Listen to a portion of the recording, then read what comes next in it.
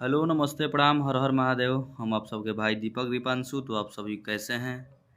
आज हम आप सबके लिए लेकर के आए हैं बहुत ही एकदम बेहतरीन सॉन्ग, सुपर डुपर हिट, बहुत ही अलग मैटर, एकदम अलग हट के एकदम शब्द लिखे हैं भाई लोग।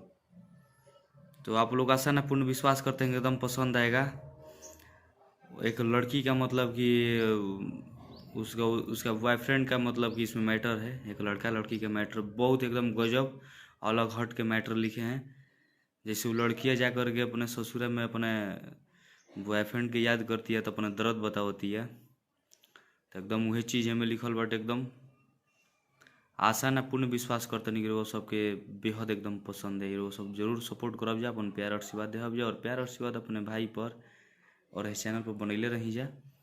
तो जे भी भाई के हमसे पर्सनली सॉन्ग लेवे के होके, सैड सॉन्ग, लोकगीत, ऑर्केस्ट्रा, लगन स्पेशल, बिहुती, जो भी गाना लेवे के होके, रंगदारी, भाई कॉल व्हाट्सएप के जरिए संपर्क कर सकते हैं। कम से कम चार्ज में भाई लोग खाती गाना लिख दिए। तो चलिए, जब भी भाई अभी तक इस चैनल के सब्सक्राइब नहीं किया प्लीज़ वो सब सब्सक्राइब करके बेल आइकन प्रेस कर ली, ताकि जो भी वीडियो लेकर के नोटिफिकेशन आप लोगों के पास पहुँचे, ताकि आप लोग देख सके जो वीडियो के। तो चलिए, पर्सनली सॉन्ग के लिए वो सबको बताइए दिली कि जे भी भाई के लेवे के होके, कौनो गाना होके, रंगदारी, लोकगीत, कोई भी, तो भाई संपर्क कर सकते हैं। तो चलिए, देर ना करते रहो, सबको मुखड़ा के डमी करके सुनाओ तनी। अरे कि चौकी पबेला ना पटक करोई ना हो, पटक करोई ना।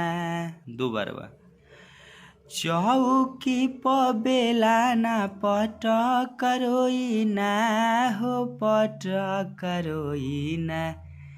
याद आवेल यारऊ त खूबे रोइना, याद आवेल ए सोनामा त खूबे रोइना। तो हमार मुखड़ा रहा रो सबके क्वेश्चन लागल, अच्छा ना पूर्ण विश्वास कर रो सबको बेहद पसंद लागल लागी एकदम। रो सब सुनब जाए एकदम पूरा सॉन्ग के सुन करके, रो सब जरूर कमेंट करके लाइक करके अपन प्यार आशीर्वाद अपने भाई के लिए बनैले रह जाए और दे दे जाए। तो चलो फर्स्ट अंतरा, तो देखिए ये फर्स्ट अंतरा है।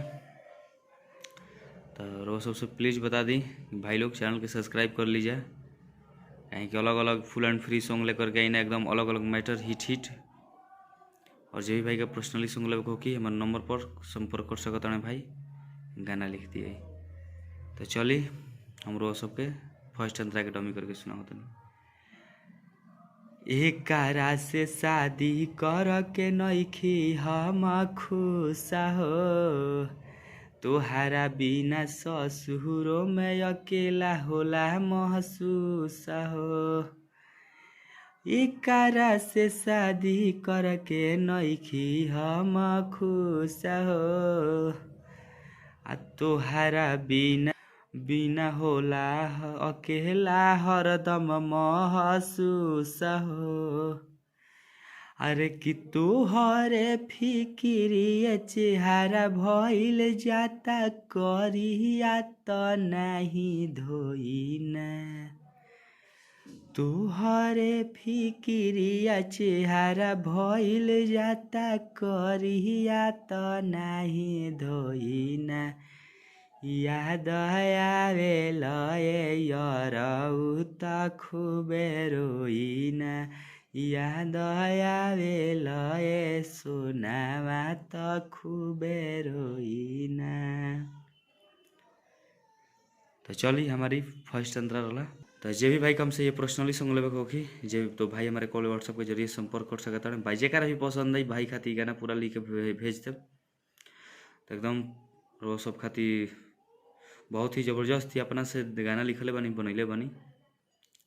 तो चली हमारी मुखड़ा फर्स्ट अंतरा, हमारे मुखड़ा क्वेश्चन लागल, वो सब जरूर कमेंट करके बतलाइब। जब अच्छा लगी तो भाई के सपोर्ट करब जा, चैनल सब्सक्राइब करब जा, लाइक करब जा, शेयर करब जा, कमेंट करब जा।